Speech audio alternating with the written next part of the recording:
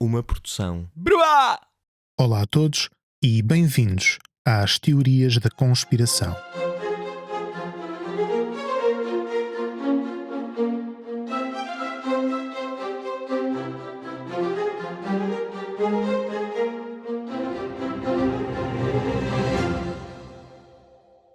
Algumas tarefas domésticas. Podem seguir-me no Twitter em r_rocha_oficial, o local perfeito para interagirem diretamente comigo e deixarem as vossas sugestões, críticas e comentários. Na descrição deste episódio podem encontrar um link para um pequeno inquérito.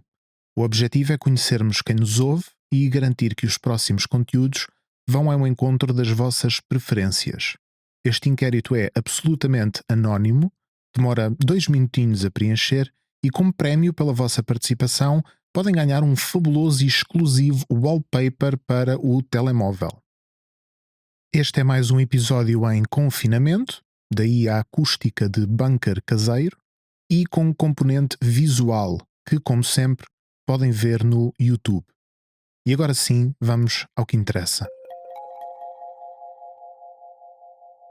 Hoje voltamos ao tema das sociedades secretas e, em particular, da maçonaria.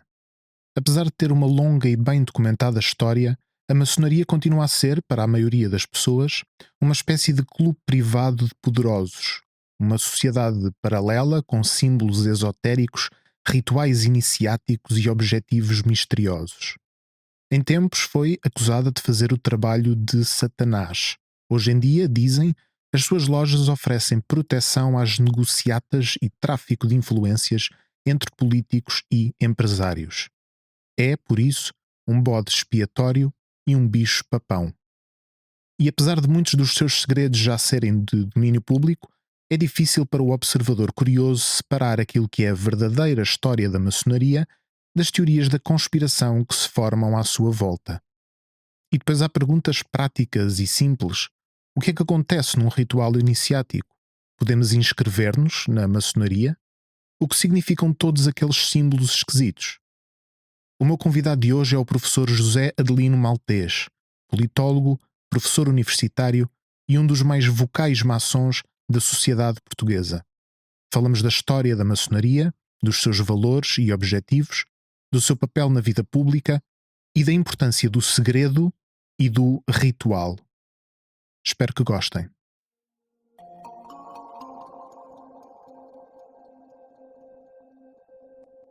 Professor Adelino Maltês, muito obrigado por ter vindo aqui ao nosso podcast. Muito boa tarde a todos.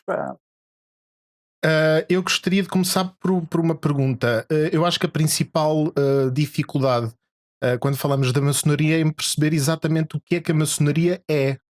Porque nós lemos sobre o assunto e ficamos, acho eu, as pessoas ficam sem perceber se é uma ordem, se é uma seita, se é uma religião. Qual é que é a sua definição de maçonaria? Qual é que acha que é a melhor definição de maçonaria? Isso é uma questão quase metafísica. Portanto, é bom situarmos-nos, historicamente talvez seja melhor, o que é que tem sido, o que é, nem o que é que vai ser, ou o que é que tem sido. Em 1717, até por inspiração de Isaac Newton e dos seus discípulos, aquilo que nós hoje chamamos de Reino Unido tinha um conflito entre religiões terrível, e não eram os católicos, esses estavam de fora. Era sobretudo entre escoceses e anglicanos. E para solidificar a paz interna do Reino Unido, a maçonaria foi montada como um espaço de diálogo sobretudo entre anglicanos e presbiterianos escoceses.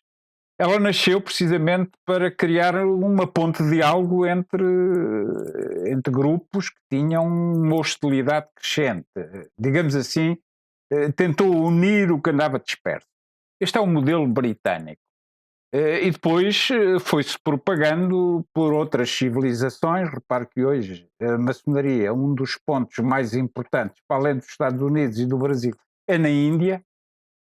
tentou sempre fazer este jogo matricial de unir o que anda disperso. E pronto, este é um ponto central daquilo a que em inglês chama uma sociedade de amigos. Ela é uma sociedade que cultiva, portanto, o diálogo entre linhas diversas e tendo um fim que é, digamos assim, o sentido principal da maçonaria é ser uma sociedade cosmopolita, isto é uma unidade universal que tem como objetivo a chamada República de Irmãos, aquilo que na bandeira nacional portuguesa é a esfera armilar, e tem este objetivo, e dou-lhe 2 exemplos no século XX. A maçonaria é que lançou a ideia de Sociedade das Nações, SIC, em lojas, em agrupamentos. A maçonaria esteve, portanto, na base da ONU, e a maçonaria, por exemplo, esteve na base daquilo que nós hoje chamamos União Europeia. Jean Monnet, o pai da União Europeia, era um ativista maçónico e tentou unir o que andava disperso, isto é, neste caso, as famílias democratas cristãs, conservadoras, socialistas e liberais. Portanto, aqui está um belo exemplo de uma tessitura de matriz claramente maçónica, e hoje a maçonaria mantém exatamente os mesmos ideais, mantém a mesma metodologia, e pode-se ver em loja tipos com um perfil no plano político meio conservador, meio liberal, que é o meu caso, está no mesmo sítio que está um guerrilheiro da Luar, súcias, fiéis-democratas, isso fica à porta do templo. No templo, o que nós fazemos é, em nome de ideais comuns, fazer a tessitura destas diversidades que são necessárias. E também é capaz de haver católicos, há protestantes, há judeus, há islâmicos, há negros, há brancos. Por exemplo, Portugal, numa loja de Cabo Verde, foi das primeiras organizações maçónicas que admitiu em plenitude negros e veneráveis negros na maçonaria. Essa ideia de pluralidade é fácil de compreender, mas eu acho que, tendo em conta que o que fica à porta é o aspecto, eu não diria político, mas talvez partidário ou ideológico, de certa maneira. Político também, Político em toda a sua definição. Mas, por outro lado, parece-me que a maçonaria ou os maçons, não sei, é uma distinção que podemos fazer ou não, que a maçonaria teve um papel importantíssimo ao longo da história na construção daquilo que nós hoje em dia achamos óbvio nas nossas sociedades, o Estado de Direito, a democracia. Vimos a maçonaria na Revolução Liberal cá em Portugal, vimos a maçonaria a ser perseguida durante o Estado Novo e a ajudar a instituir um novo modelo de governação.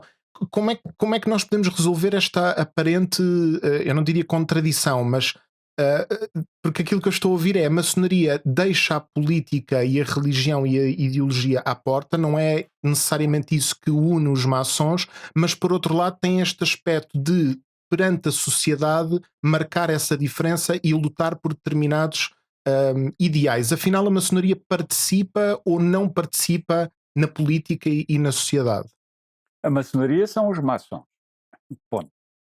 E os maçons, veja-se a história da maçonaria em Portugal, o primeiro ato, praticamente, no momento em que foi fundada, foi em 1802, foi a resistência aos franceses. A maçonaria em Portugal não esteve só a fazer sessões em loja, foi para a guerrilha. Criou um conselho conservador, que foi o chefe da conspiração anti-napoleónica, pôs tropa na rua. O José Bonifácio, o tal patriarca da independência do Brasil, comandou o batalhão académico contra os franceses. A maçonaria portuguesa nasceu patriótica. Nasceu patriótica numa altura extremamente difícil, porque o Napoleão mandou para cá comandantes maçons, quis impor como grão-mestre do Grande Oriente Lusitano o próprio Junot, e nós rejeitámos. nós, maçons, rejeitamos. A maçonaria portuguesa é geneticamente patriótica. Fez conspiração, sem dúvida, contra os franceses e contra a ocupação da pátria. Fez conspiração pela liberdade. Em 1817, o grão-mestre da maçonaria portuguesa foi mandado matar pelo Estado, porque estava já não contra os franceses, mas neste caso contra o protetorado britânico. O que é que a maçonaria fez? Conspirou, criou o Sinédrio, e a base da Revolução Liberal de 1820 é exatamente a organização secreta Sinédrio, fundada quase todos por maçons, resistiu. Comprometeu-se com a Revolução Liberal, comprometeu-se na guerra contra os miguelistas, foi para o terreno. Exagerou, depois também há logo exageros, criou um sistema de corrupção vinda do Estado, também é costume. Os maçons, às vezes, as virtudes não correspondem à prática.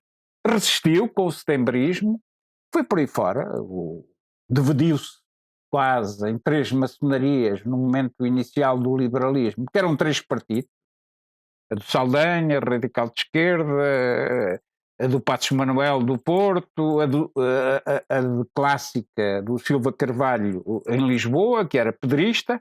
Portanto, o vírus da política partidária fez dissidências maçónicas, de início, resistiu, dividiu-se.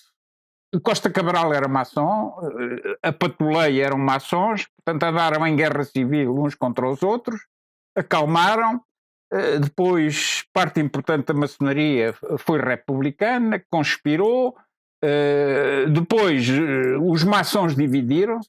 Veja-se o 28 de maio, cujo Comitê Revolucionário de Lisboa, comandado pelo Cabeçadas, 28 de maio, era praticamente todo do gol, mataram-se, e depois tiveram como prémio ser reduzidos à mordaça da sacristia. Quer dizer, fizeram tantas asneiras que transformaram o 28 de maio numa ditadura sacrista e tecnocrática, como foi a de Salazar.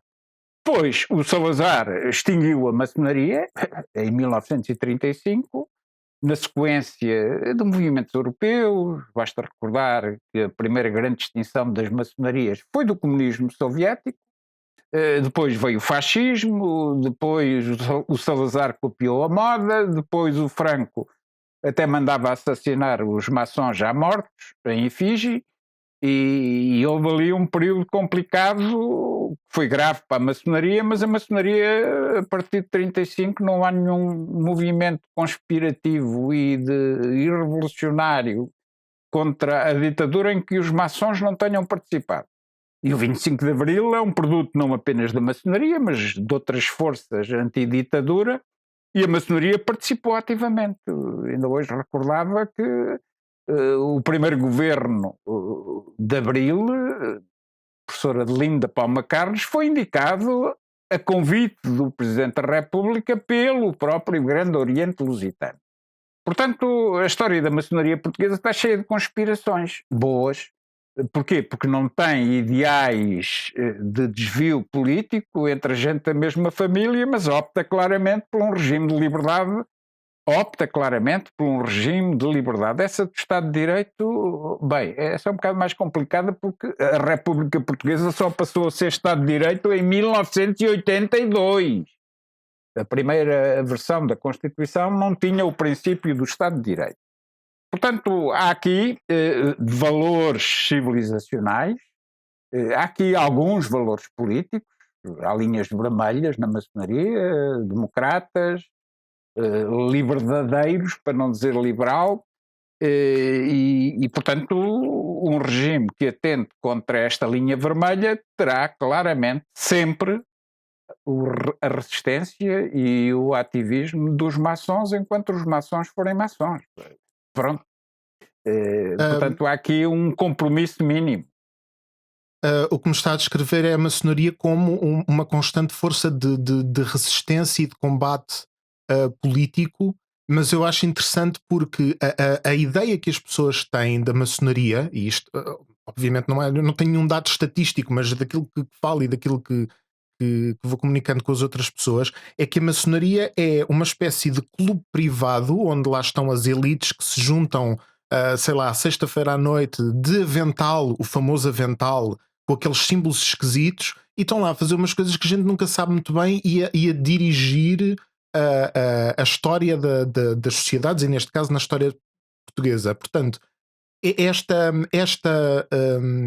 clichê, este lugar comum, este cartoon da maçonaria acaba por ser o oposto da realidade, porque a maçonaria foi perseguida durante centenas de anos, mas por outro lado os maçons sempre tiveram uma influência direta na sociedade, e portanto eu acho que, resumindo isto tudo, a questão que eu lhe coloco é, na prática, o que é que, eu já percebi o que é que os maçons fazem, como é que aplicam os valores da maçonaria na sociedade civil, digamos.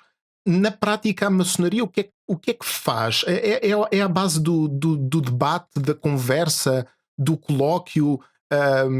Na prática, o que é que os maçons fazem quando se juntam como maçons?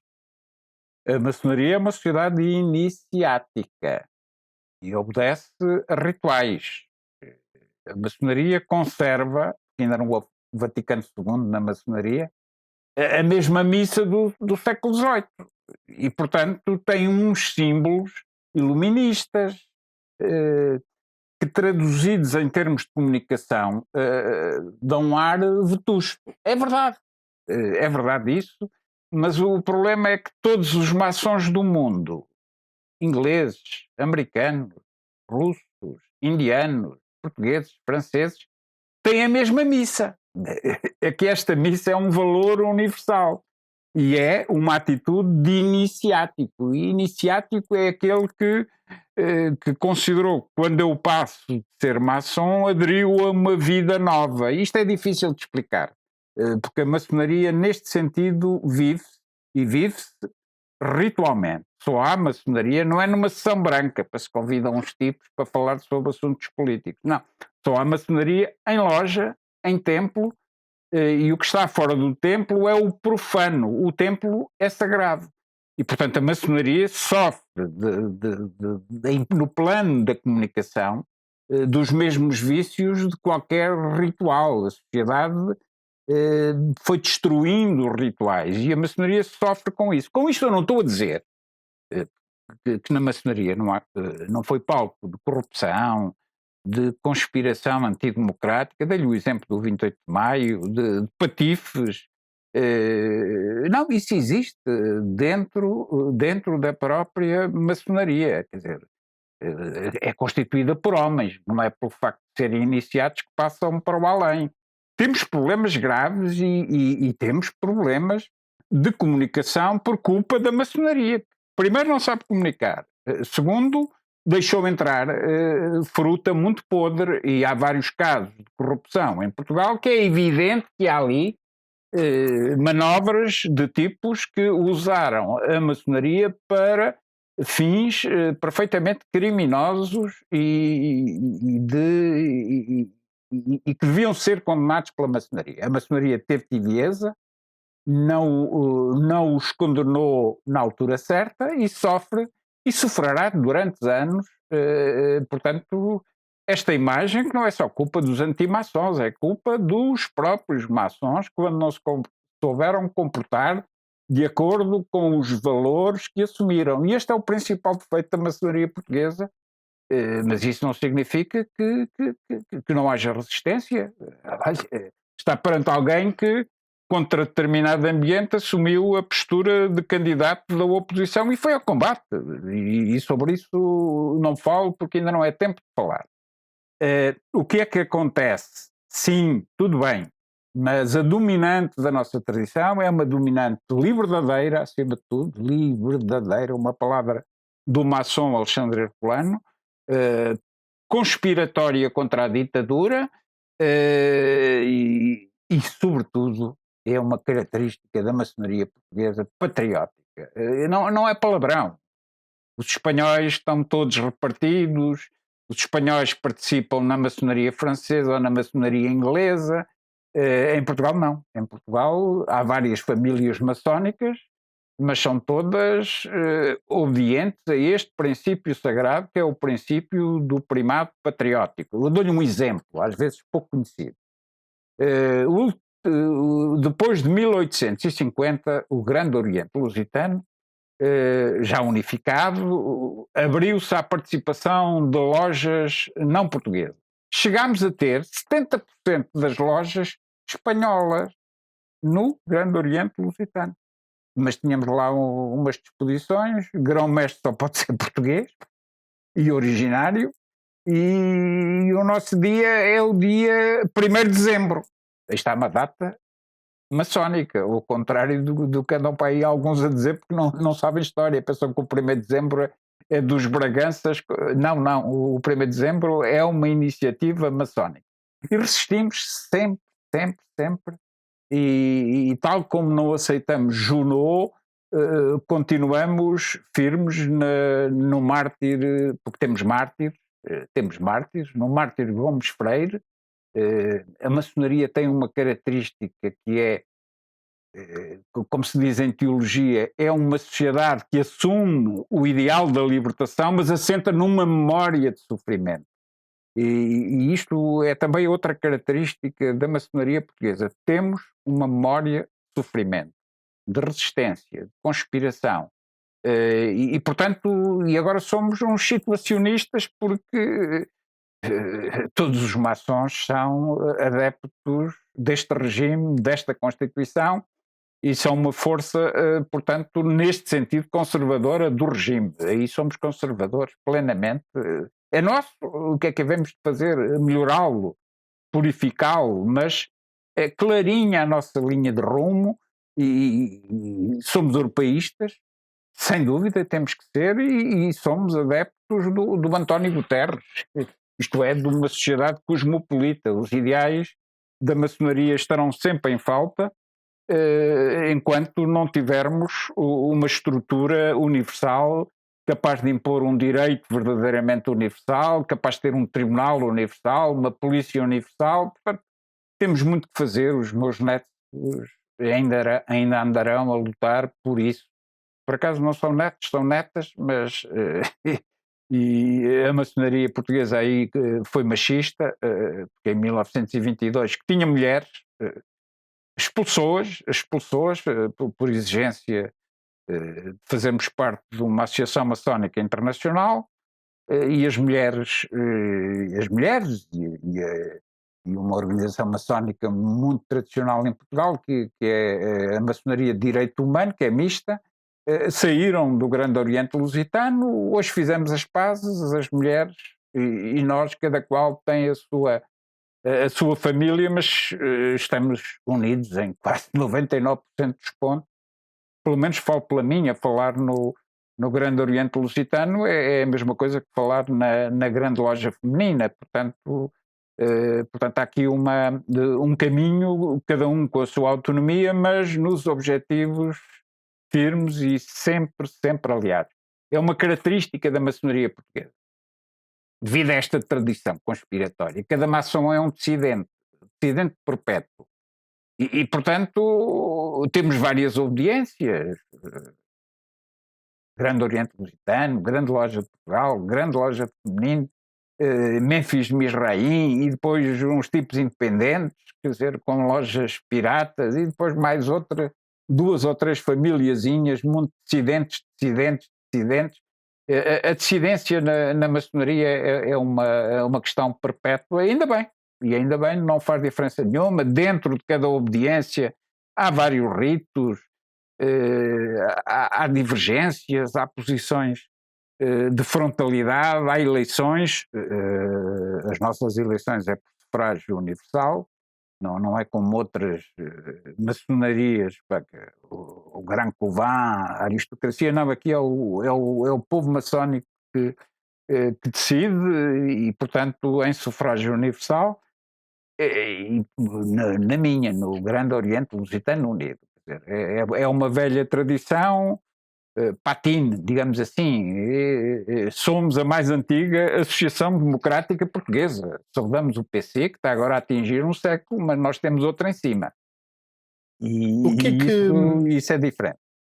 o que é que responderia a uma pessoa que, ouvindo aquilo que está a dizer, diria assim: bom, maçons, muito obrigado pela vossa contribuição. Vocês tiveram de facto uma história extraordinária, mas nós neste Nem momento. sempre. Nem Não, sempre. nem sempre. Mas com esses, mesmo com esses casos de exceção, porque é que nós precisaríamos, agora que vivemos em democracia, porque é que nós precisaríamos deste grupo de pessoas que parece, e eu aqui estou, não é a minha opinião direta, estou a tentar verbalizar uma insegurança Sim, de sim, muitas pessoas, que parece que tem reuniões e prioridades que fogem um bocadinho ao escrutínio público que terá, totalmente. por exemplo, e isso é uma característica propositada. O que é que diria às pessoas que dizem assim: bom, então para que é que a gente precisa de uma coisa que não tem esse Sim, escrutínio público, exatamente por termos chegado a essa sociedade transparente e democrática? Agora a maçonaria pode ir fazer outra coisa e abrir um bocadinho as portas e já não tem mais nada a esconder. Convém perguntar isso aos norte-americanos. Convém perguntar isso aos brasileiros. E, sobretudo, convém perguntar isso aos britânicos, aos alemães, aos italianos, aos franceses, aos russos. Isto é universal. Nenhuma destas irmandades destes países, isto é, onde há democracia, aqui em Portugal, há esta incompreensão, já o disse. Primeiro, erros da maçonaria. Segundo, a maçonaria ter proibida, de 1935 a 1974, anda muito salazarismo na opinião antimaçónica, claramente.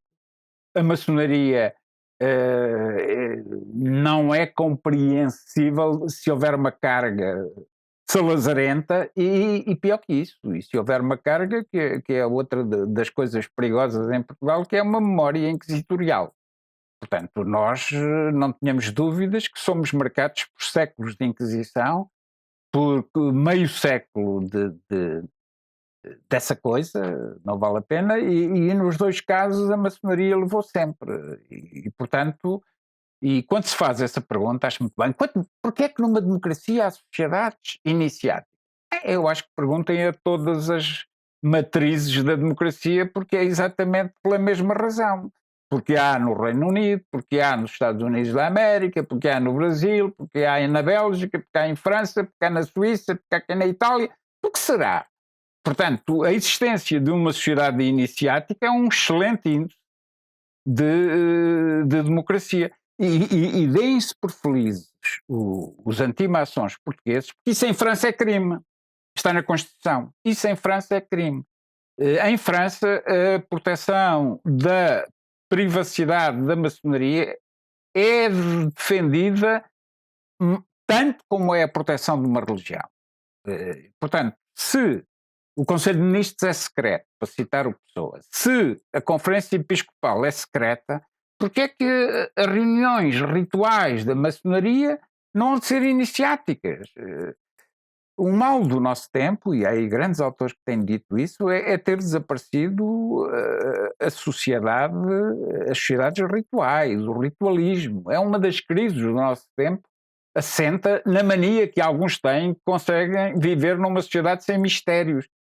Isso é um erro civilizacional. E, portanto, em nome desta irmandade democrática, a maçonaria quer ter a mesma prática, os mesmos valores que tem na matriz das democracias. É simples, não custa muito a entender determinado número de coisas, e às vezes quando vêm alguns que dizem nós somos finalmente democráticos, vamos distinguir a maçonaria. Pelo amor de Deus, até posso invocar Deus no sentido do God, in God we trust, que não tem nada a ver com o Deus dos católicos, que é uma coisa teísta e herética da República Norte-Americana. Em nome deste in God we trust, era melhor civilizar-nos em alguns debates sobre a matéria. Eu até, e já disse, dou de barato que o principal erro aqui não é dos inimigos da maçonaria, é das próprias organizações maçónicas portuguesas, que não têm sabido comunicar o que é uma sociedade iniciática. Mas compreendam, Isto foi proibido, e quando foi proibido na primeira lei do Estado Novo, quem a defendeu, olha, ainda há bocado estava aqui a procurar o tipo, leiam Fernando Pessoa e vejam o que é que ele escreveu sobre a maçonaria a que ele não pertencia.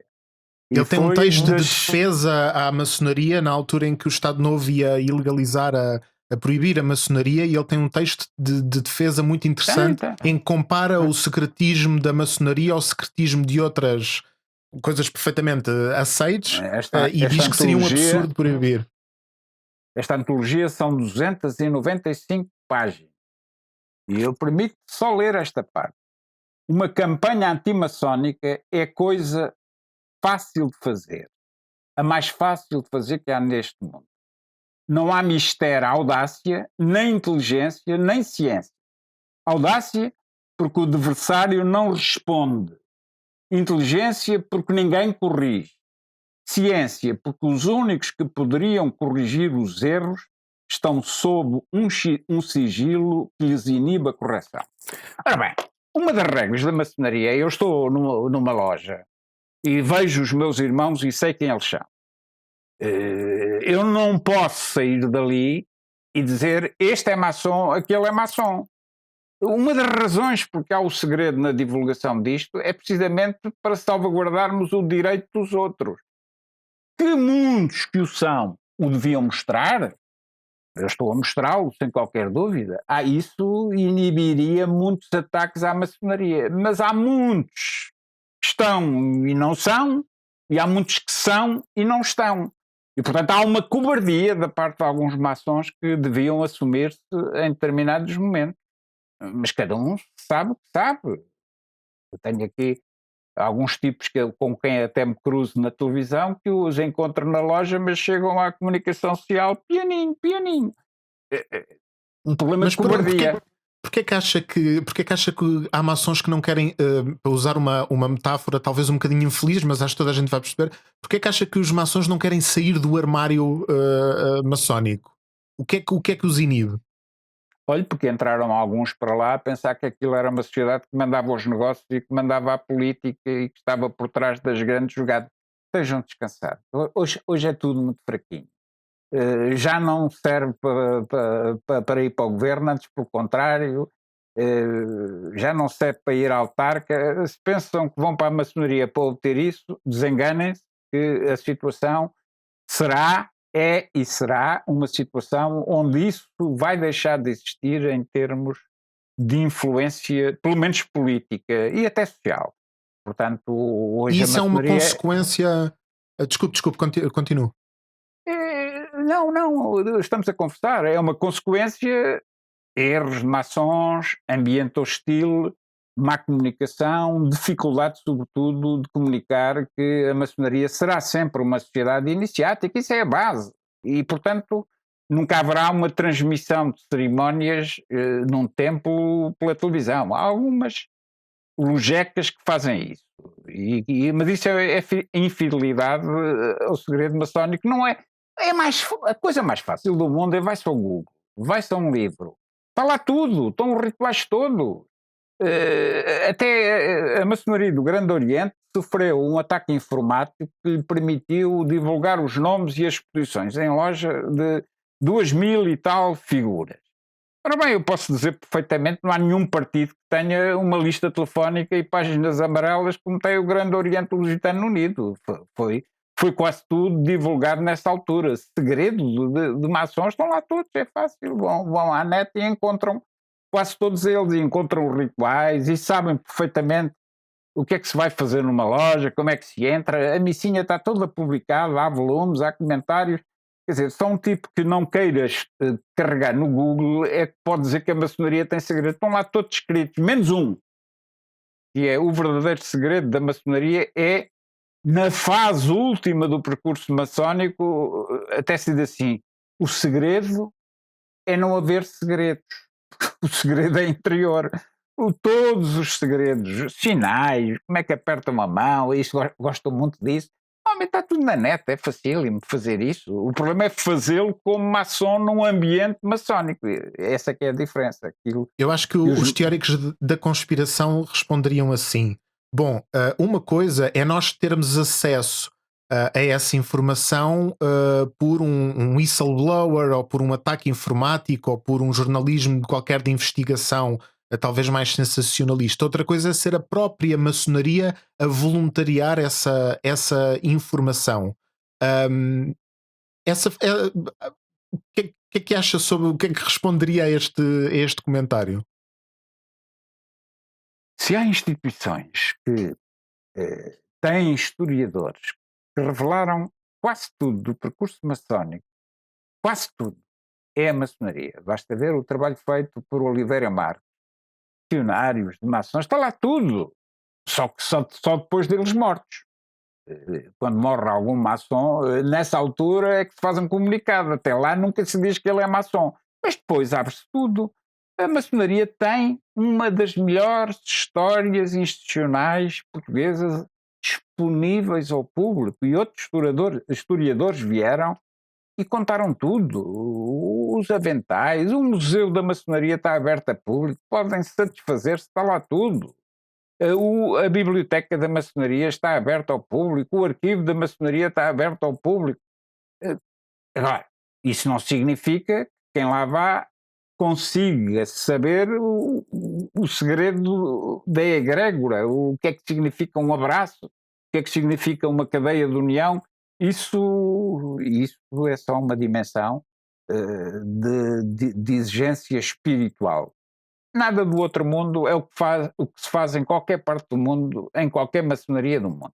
Eu gostaria de entrar agora mesmo no campo da teoria da conspiração, porque houve uma coisa que me disse há uns minutos, falou-me de uma espécie de república universal. Sem dúvida. República de Irmãos.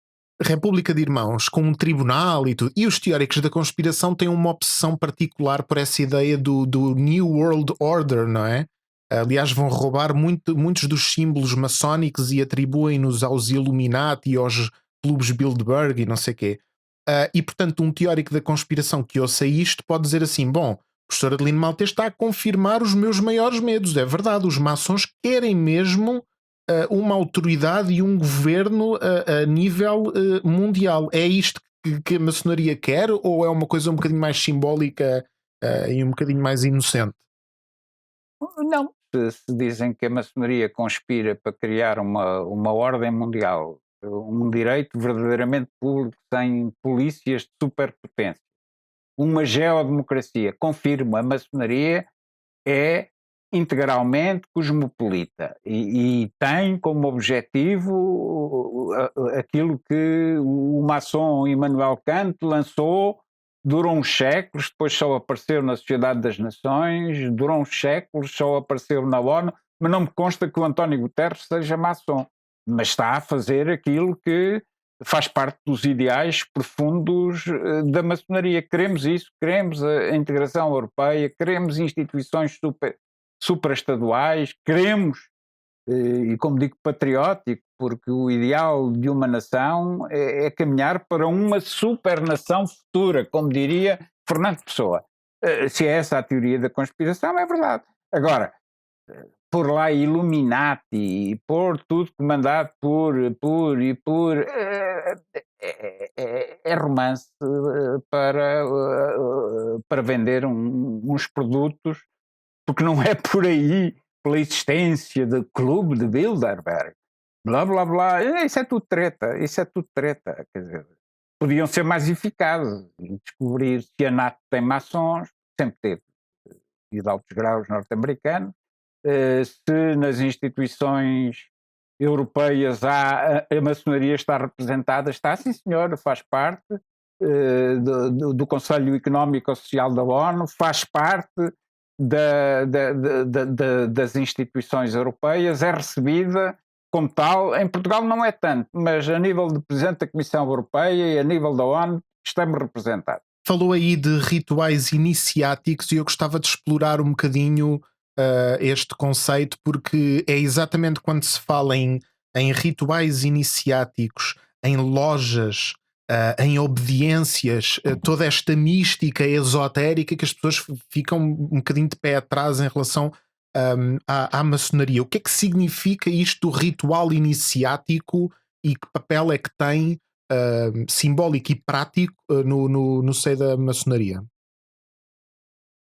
É um problema simbólico, quer dizer, um sujeito, quando entra na maçonaria, não é assinar a ficha, tem que ter uma cerimónia de iniciação. É metido numa caverna, é uma sala, tem umas coisas, umas caveiras, tem umas frases, portanto, todo um ritual, é obrigado a tirar metade da camisa, entra, dá umas voltas, responde a uns inquéritos e depois no fim ele entra numa vida nova, porque na maçonaria nós despojamos-nos do que temos no profano e entramos numa tentativa de vida nova, liberto dos vícios do mundo profano. É uma tentativa simbólica e, portanto, a cerimónia iniciática que é entram aqui numa zona onde há um homem novo.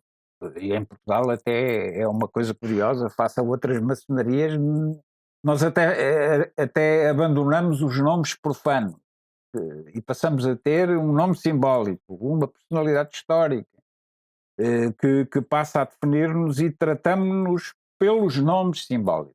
É uma das curiosidades da maçonaria portuguesa que se manteve devido a esta pressão que o poder político exerceu sobre a maçonaria, portanto já não tem significado nenhum, às vezes até o outro já se esquece qual é o nosso nome, mas olha, eu até vou revelar um segredo, eu chamo-me Alexandre Herculano, portanto, e sou tratado como o Alexandre Herculano, e depois está o Aristóteles, e está o Platão, e está... É um resquício de uma coisa que revela ainda o conservadorismo estrutural dos próprios rituais maçónicos. O símbolo portanto, adquirirmos energia para atingirmos aquilo que em maçonaria se chama egrégora, a cadeia de união, o ambiente espiritual. Não quer dizer que se consiga sempre, mas o iniciático é isso, é desviar-nos do mundo profano e assumir num teatro ritual, é um teatro ritual, uma nova personalidade. Quer dizer, é clássico isso em qualquer maçonaria, mesmo aquelas que não têm nomes simbólicos, como é a maioria das maçonarias do mundo, e mesmo em Portugal, só o Grande Oriente Lusitano é que mantém esta coisa vetusta do nome simbólico, mas que é um bom revelador do que é que deve ser a atividade maçónica. Portanto, e aí obedecemos a quem? Isso é uma treta, chamar-lhe obediência. O quê? A minha loja obedece ao grão-mestre? Eu vim aqui e pedi autorização ao grão... Sr. grão-mestre, autoriza-me que eu vá ao Broá?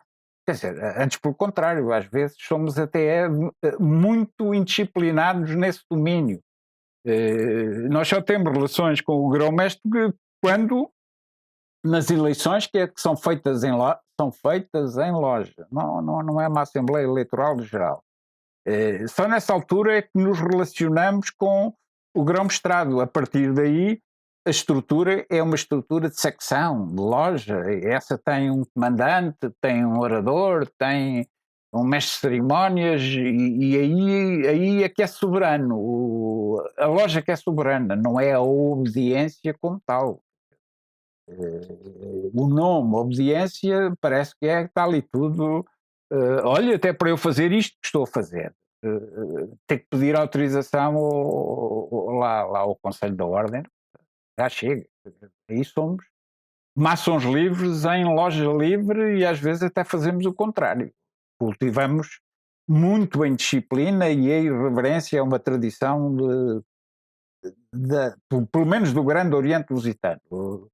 Já numa estrutura de grande loja, grande loja quer significar grande loja, é só uma loja.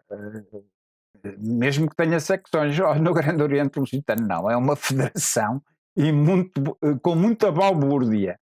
Basta assistir ao Parlamento da Ordem, que nós chamamos de Grande Dieta, e com caramba, é bem mais vivo que o Parlamento português, porque há 100 e tal partidos, cada um diz a sua, e o processo decisão é um processo mais complexo do que no Parlamento, porque não há partidos, portanto há aqui um festival de individualismo e só obedecemos em parte ao comandante da dieta, ao orador, que é um tipo que está abaixo do comandante e que interpreta a lei. Eu já fui grande orador da dieta, sei o que é isto. E portanto há regras deste género vetustas, que são extremamente democráticas, até direi radicalmente democráticas, somos uns radicais democratas, mas estamos habituados a isto e vamos resistir de certeza sem qualquer comando tipo papista no Grande Oriente Lusitano. É uma tradição muito viva que é impossível distinguir numa dieta, porque numa loja é tudo místico. Numa loja é tudo místico. É tudo... Qual é que é a relação hierárquica? Para as pessoas que nos estão a ouvir podem não ter isso na cabeça. Qual é que é a reação? Qual é que é a relação hierárquica entre loja, obediência, grande dieta, grão-mestre? Consegue resumir? Loja é soberana, tem uma estrutura própria. Grande Oriente Lusitano é comandado por um conselho administrativo, que é o chamado Conselho da Ordem, e tem um grão-mestre, tem alguns privilégios. Mas nós já vivemos anos e anos sem grão-mestre e não fez diferença nenhuma, e outras estruturas idênticas até nem tiveram grão-mestre. A maçonaria pode viver sem grão-mestre. Até não digo mais, não. Irritava-me nesta observação. Não, a loja é soberana, maçom livre em loja livre. Por exemplo, uma comunicação deste género, eu não disse nada, mas já tive uma altura em que a maçonaria foi perseguida, foi o próprio grão-mestre que me pediu, olha, vai lá tu.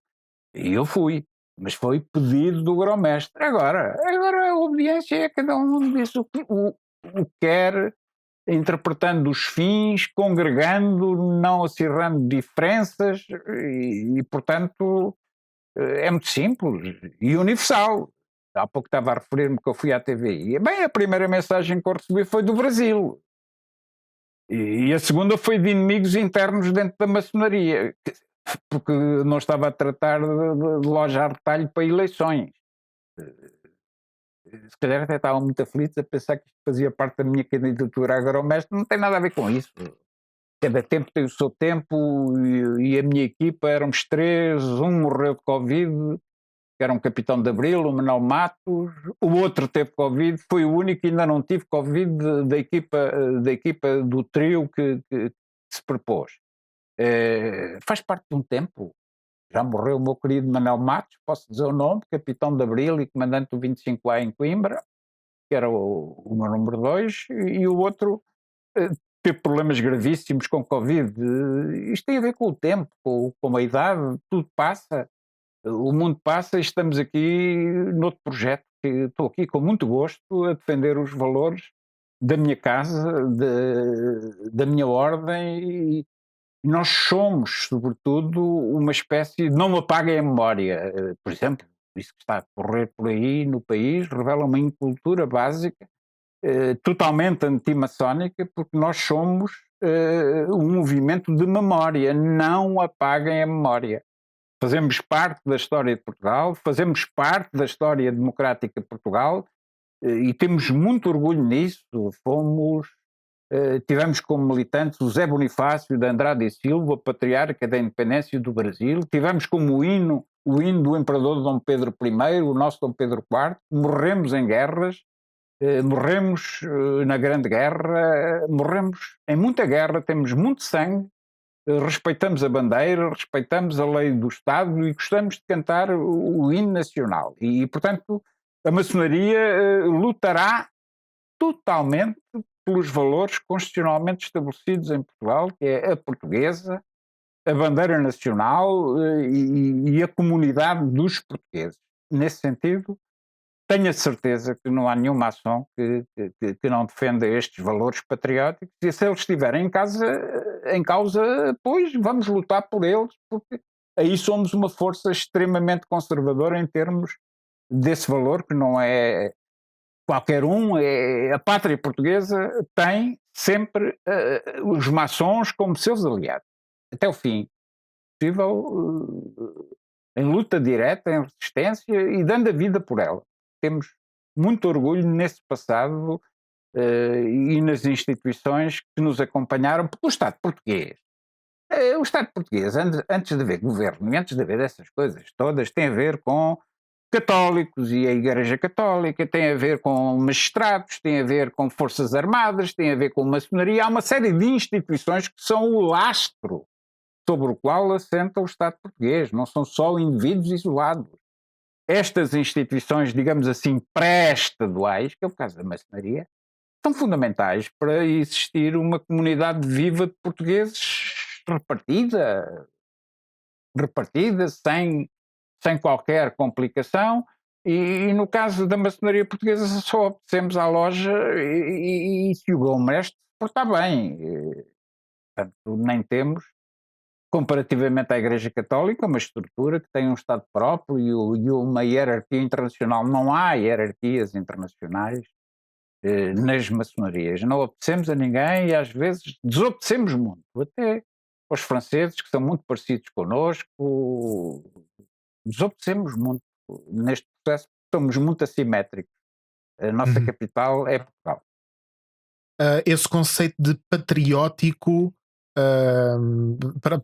eu tenho 30 anos, pertenço a uma geração para a qual o conceito de pátria e de nação e de patriotismo tem assim um certo trava à antiguidade e a um conceito desatualizado. Haverá uma maneira de falar desses conceitos limpando esta carga negativa que lhe é associada? Há uma maneira de empacotar isso para vender a alguém de 20 e tal, 30 anos e que não desperte nas pessoas uma memória logo de essa coisa da nação e do patriotismo e tal? Parece-me uma coisa um bocadinho desatualizada. Pois, há pouco eu disse que o principal defeito da maçonaria é não saber comunicar para os novos tempos. O principal defeito do patriotismo português é não saber comunicar para os novos tempos. É evidente que não vamos aqui falar nas estátuas do século XIX ou do século XX. Há outras maneiras de transmitir esse arraigado valor. Mas quem se desleixa muito nisso pode ter uma reação surpreendente. Pode ter uma reação surpreendente de valores mais firmes, mais permanentes, dessa coisinha chamada Portugal, que tem uma grande vantagem. Nós na Europa temos o orgulho de ser os resistentes aos impérios. O Império de Leão e Castela, ou o Império dos Mouros que vinha da Mauritânia, ao Império, não digo espanhóis, porque nunca foi contra a Espanha que nos erguemos, foi contra os Áustrias, contra os Habsburgos, contra os Bourbons. Portugal é, contra o Napoleão, Portugal é um milagre de como é que uma estrutura de comunidade política autodeterminada aguentou a pressão dos impérios. Isto é uma maneira de definir patriotismo. Pois outra muito simples, revoluções que nos marcaram. 1820 é um movimento claramente patriótico, 1910 é um movimento claramente patriótico, o 25 de Abril é um valor claramente patriótico. Temos é que os ler de outra maneira, porque aí haverá mais adesão, sobretudo dos jovens, quer dizer, a esta estrutura. A bandeira pode ser feia, pronto, mas o hino nacional tem a ver com 1890, é verdade, mas por isso é que tem que haver poetas, e alguns que os há, que saibam, numa nova linguagem, comunicar sem patriotorrecas, como diria o Essa. A pátria não é verso épico, é sobretudo, a pátria portuguesa é um verso lírico, é um problema de amor, não é um problema de imposição, é um problema de integração. E Portugal existe, não foi por causa da espada del rei Dom Afonso, é porque sucessivamente nos reinventámos. Até o povo é diferente, não tem nada a ver com os afonsinos. E isso tem que ser transmitido, tem que ser comungado, E é um dever das instituições políticas assumir um novo ritmo de patriotismo aberto à Europa, não orgulhosamente participante na construção europeia, porque nos interessa, Uma pátria que não é um império é uma pátria que precisa da Europa e que exige uma organização política internacional. O secretário-geral da ONU é António Guterres, é nosso e tem esses valores, tem o nosso discurso. Quer dizer, não temos sabido conciliar o patriotismo com o cosmopolitismo. Isso é verdade. A nação é parte de uma supernação futura, ainda por cima a nossa, que até pôs na bandeira nacional, integrou o escudo português dos Afonsinos, integrou-o na esfera armilar.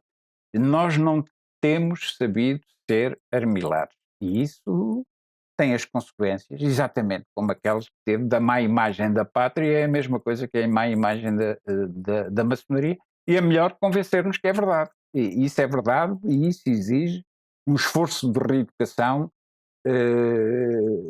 que é sério, que não é para um dia, é para o longo e o médio prazo. E mais não digo que não tinha que entrar em polémicas recentes entre os brasões dos buchos e o não sei quê. Não tem interesse, são da espuma dos dias, mas que revelam às vezes uma certa incultura de alguma parte da classe política. Quando eu vejo uma senhora deputada, desculpe que lhe diga, a dizer que há salas no Parlamento que a incomodam, eu já dei a sugestão, mudem de sítio. Compram uma tenda, metem num parque de estacionamento, pintam-na toda de verde e está tudo resolvido. Agora não me pintem as pinturas do Parlamento e nem sequer pensam que é de Salazar. É por acaso a grande decoração do atual Parlamento é da Primeira República, no primeiro centenário da Revolução de 1820. É Veloso Salgado, Sousa Lopes e tantos outros. Tem o seu tempo, tem a sua data, mas é ou conservamos ou não conservamos. Se nos incomoda, mudem de sítio.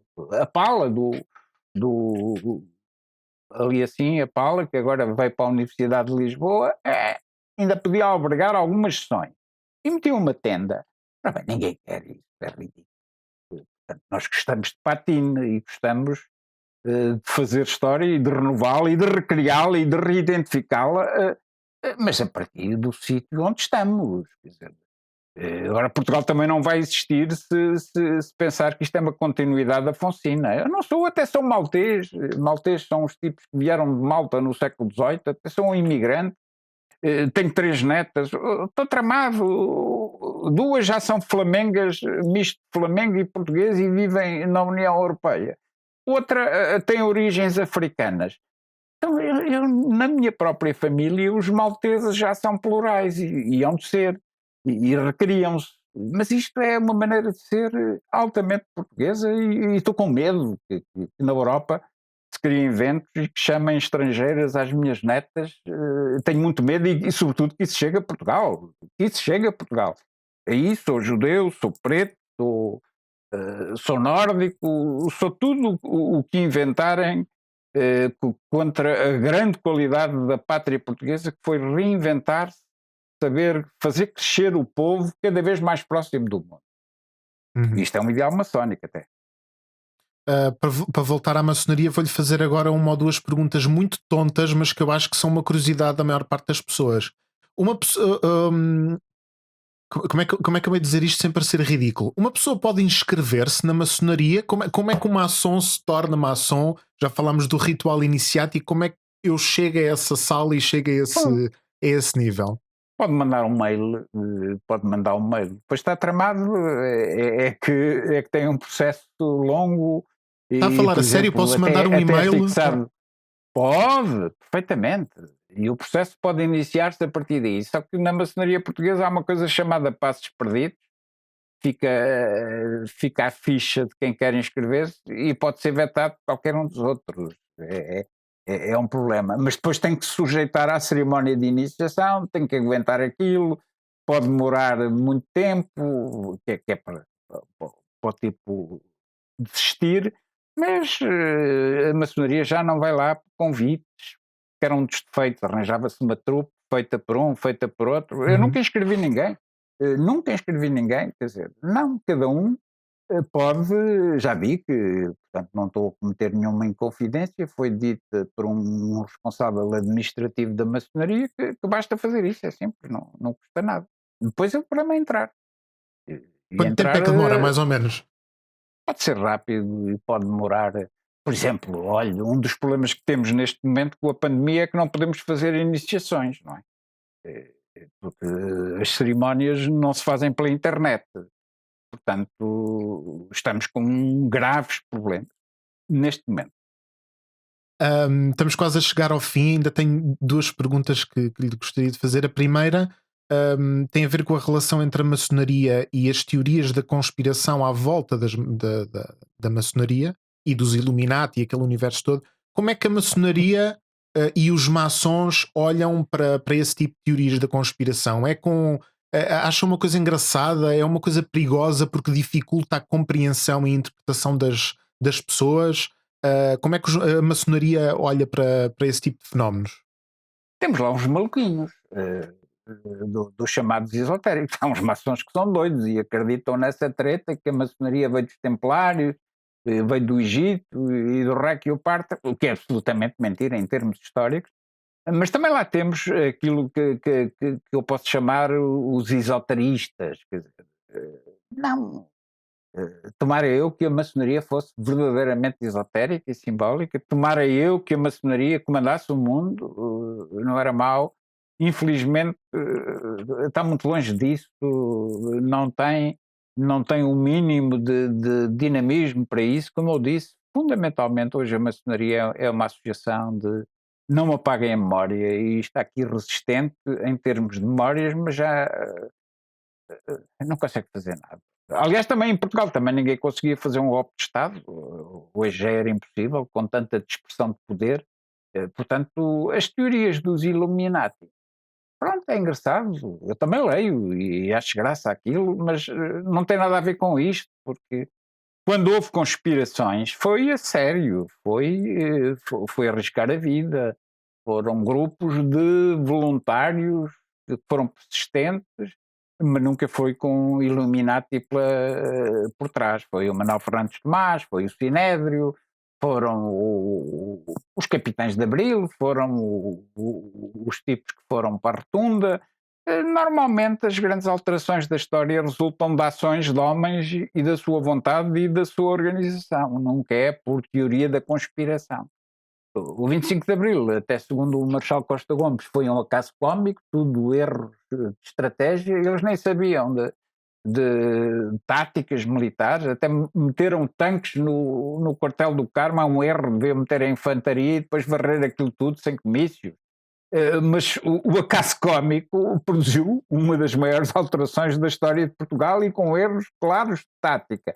Porquê? Porque tiveram vontade, tiveram crença, porque confiaram uns nos outros. E o fundamental de uma conspiração é sobretudo, confiar no outro e empreender um movimento de quem tem confiança um no outro, não é nenhuma teoria da conspiração. Isso não dá. São tretas. Qualquer pessoa que sabe o que é um partido político, sabe como é que eles foram feitos em Portugal, não foram feitos de encomenda, foram feitos com o voluntarismo dos dirigentes e dos militantes desse partido, arriscando, levando tiros, tendo que fugir para cima de um telhado quando estavam sujeitos a fogo. Olha, eu acho que o Marcelo Rebelo de Sousa ainda andou por Beja em cima de um telhado. E fazer coisas com vontade e persistência. Olha, não cito outra vez o presidente Marcelo Rebelo de Sousa, pronto, que andou não sei quantos anos a fazer campanha eleitoral e obteve os seus fins. Voluntarismo, exigência, sonho, mística, vontade e, sobretudo, fazermos coisas que gostamos de fazer. O essencial da maçonaria, eu gosto de ser maçom, caramba, adoro estar com os meus irmãos, adoro fazer aquilo, adoro aquelas cerimónias. Um maçom é maçom porque gosta de ser maçom, não há outra explicação, e sobretudo com tanta conspiração, com tanta antimaçonaria, com tanta não sei quê, quer dizer, ele desistia, ficava em casa, o meu nome é secreto, não se assumia. Não, ele faz isso porque gosta, e isso é um prazer, gosta de símbolos, estuda, divulga, acredita e sabe sobretudo que os maiores aliados são até os inimigos internos, quando nós dizemos uma coisa que é a mesma, seja de um lado ou seja do outro. Há disputas, mas são disputas democráticas. Não tem nada a ver com guerrazinhas de homenzinhos, como diria o Essa. É uma missão de futuro. Eu estou a trabalhar para os meus netos, para os meus netos, para manter uma chama que eu julgo que é indispensável aquilo que é a ideia de Ocidente. Isto é uma coisa europeia e ocidental, e agora mais daquela América que os europeus ajudaram a fundar, portanto, com muitas coisas ainda por exemplo, o nome maçom. O nome maçom ainda não é português, quer dizer, podíamos dizer como os cabo-verdianos que inventaram uma palavra portuguesa para definir maçons, que é os maçongos. Maçongos, que é linda a palavra. Ou então como os angolanos, os curibeca. Os angolanos, em vez de ir para o nome inglês, foram a povos locais que tinham as mesmas cerimónias, e a cerimónia de iniciação, quem ficava sujeito à iniciação era o curibeca. Isto é universal. Portanto, passaram a chamar aos maçons os curibecas. Que lindo nome. Portanto, a língua portuguesa até nacionalizou um vocábulo importado. Pois isto é muito difícil. E saber se maçom se escreve maçom com M no fim ou maçom com N. Eu sigo o acordo ortográfico, ponho com maçom com M. Consideram logo, está você a desvirtuar o nome original. São coisas interessantes, portanto, se calhar vou passar a chamar-me maçongo à cabo-verdiana, que esse é sim, é verdadeiramente português, é de origem portuguesa a palavra. São recriações, reinvenções, sempre em movimento, até na definição do nome, porque não gostamos muito de chamar-nos aquilo que nos chamávamos no século XIX, era maçons, era pedreiros livres. É mais bonito ser pedreiro livre do que manter designações que não são da língua portuguesa. Curibeca, sou curibeca, com muito Curibeca. gosto. Só para terminar, há aqui uma curiosidade que eu ainda não consegui resolver. Se eu for a uma reunião de maçons, a uma cerimónia, eu vou encontrar só grandes políticos, intelectuais, empresários, ou encontro canalizadores, comerciantes, taxistas? Qual é que é a demografia típica de uma loja maçónica? É difícil. Eu encontro na minha loja estudantes, encontro construtores civis, mas não há dúvida que há grupos profissionais que marcaram mais a maçonaria. Dou-lhe exemplo, médicos, abundância de médicos, coitados, andam ali a pensar na vida e depois chegam ao fim da vida. Olha, profissões técnicas como engenharia, muitos, porque exatamente devido à agrura do terreno profissional que pisam, precisam de uma cobertura espiritual. Mas é evidente que há uma abundância, sempre houve, de militares, há muitos militares na maçonaria, sobretudo na nossa, e de advogados, esses vão a todo lado, mas hoje, digamos assim, as coisas começam a equilibrar-se do ponto de vista sociológico. Até polícias. Os polícias acho que já têm oficiais, portanto já têm tipos de grande cultura. Sim, portanto encontramos, não vou revelar os segredos da estrutura das minhas secções, mas há já uma grande pluralidade e os futuros dirigentes não serão nem advogados, nem engenheiros, nem médicos. Se calhar vão ser polícias. Está uma alteração lenta, porque a sociedade também evoluiu, não é? A sociedade também evoluiu e, portanto, isso não é um problema da maçonaria, isso é um problema da sociedade.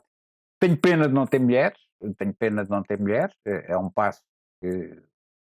Está para breve ou não? Não, porque elas não querem, é mais por causa disso, mas as mulheres vão ter que entrar, porque em maçonarias como a francesa isso já aconteceu, Isso já aconteceu e eram os mais conservadores nesse domínio, e eu acho que é inevitável que isso venha a acontecer. Só que as mulheres criaram uma estrutura muito feminina, muito própria, são as principais resistentes a isso. Não há uma reivindicação das maçonas portuguesas no sentido de se integrarem no grande Oriente Lusitano. Mas vai ser inevitável, portanto, e a vontade manifesta-se muito até da zona mais machista da maçonaria, portanto o terreno está propício, porque a curto prazo, porque não somos acusados de ser machistas e tal, o que é mentira, mas portanto vai haver grandes alterações e sobretudo sociológicas e sobretudo o nosso drama neste momento é estarmos muito velhos e portanto tem que haver gente mais nova, já temos, nas minhas secções já são tipos com 22 anos, que assumem responsabilidades liderantes, embora tenham sido maçons desde bebés, porque há uma categoria que se pode ter, o pai é maçom, pode entregar o filho a uma espécie de proteção, é perfeito. Aí, com essa eu agora não esperava. Um bebê maçom? Sim, o outono, sim. Pode estar numa situação que até atingir a maioridade tem como padrinhos toda a loja.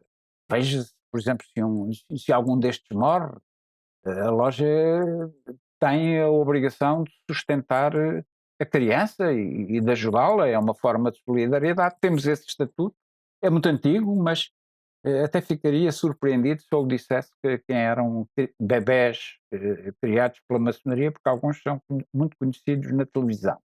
E, portanto, com este efeito prático, pode acontecer alguma coisa à família e o irmão comprometem-se moralmente a sustentar a educação dessa pessoa. Portanto, é uma coisa muito antiga. Esta é de 1717, mas que ainda existe. Ainda existe. Infelizmente, deixámos de fazer aquilo que era uma característica fundamental da maçonaria, que era a existência de instituições de solidariedade social. Temos pouco, ainda mantivemos uma escola de formação de jovens, a Escola Oficina número 1 à Graça, mantivemos um Instituto Dom João, no Porto e em Lisboa, para órfãos femininas, portanto, resistimos durante muito tempo nisso, tivemos escolas, mas aí está o efeito, se o Estado assumiu esse papel de solidariedade social, se o Estado assumiu esse papel de educação, quer dizer, a maçonaria ficou satisfeita porque a partir daí foi o Estado que assumiu para todos. Mas enquanto o Estado não fazia isso, uma das características fundamentais da maçonaria era a filantropia, a solidariedade e prática com instituições que acolhiam órfãs. Tivemos até há pouco tempo aqui em Lisboa, mesmo atrás do Coliseu, uma instituição que fez isso e é tão bonito ver as jovens formadas nessa escola. Olha, as empregadas da nossa Secretaria do Grande Oriente são tudo meninas do São João, e isso era comovente. Passe ali no bairro da Graça, vai ser qualquer café. Eu andei na escola oficina. Perdemos isso e foi um erro. Foi um erro que nos marcava a diferença. Não é concorrer com a Igreja Católica nas IPPS, mas podíamos ter muito mais.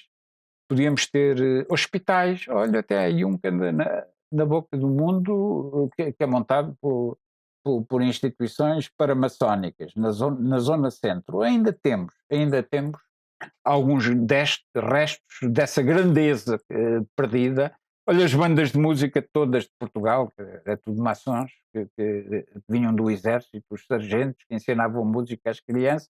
Há uma grande tradição e o grande problema da maçonaria não é bem os antimaçons, foi não sabermos manter para os novos tempos este estatuto. Isto não vai lá como paleio, isto vai lá com facto no terreno social. Se não dermos exemplo de solidariedade, não somos maçons. E a grandeza da maçonaria brasileira, ou norte-americana, ou britânica, é que mantém ainda o comando das instituições de solidariedade social. Portanto, há aqui um desafio grande e estamos muito longe deste ideal, até no plano social. Uhum. Professor Adelino Maltejo, tenho um e-mail para ir escrever e enviar. Vou reunir aqui alguns elementos para me inscrever na maçonaria. Se vir o meu nome lá na parede, por favor, não Agora arranque. estamos em pandemia. Não dá para não. Eu envio, sendo assim, eu guardo no rascunho do Gmail e envio depois posteriormente. Muito obrigado. Foi um prazer. E para vocês aí desse lado, até daqui a 15 dias. Se me permite, despeço-me com um grito Força. da maçonaria por cumprir liberdade, igualdade, fraternidade. E, terminando, saúde e fraternidade.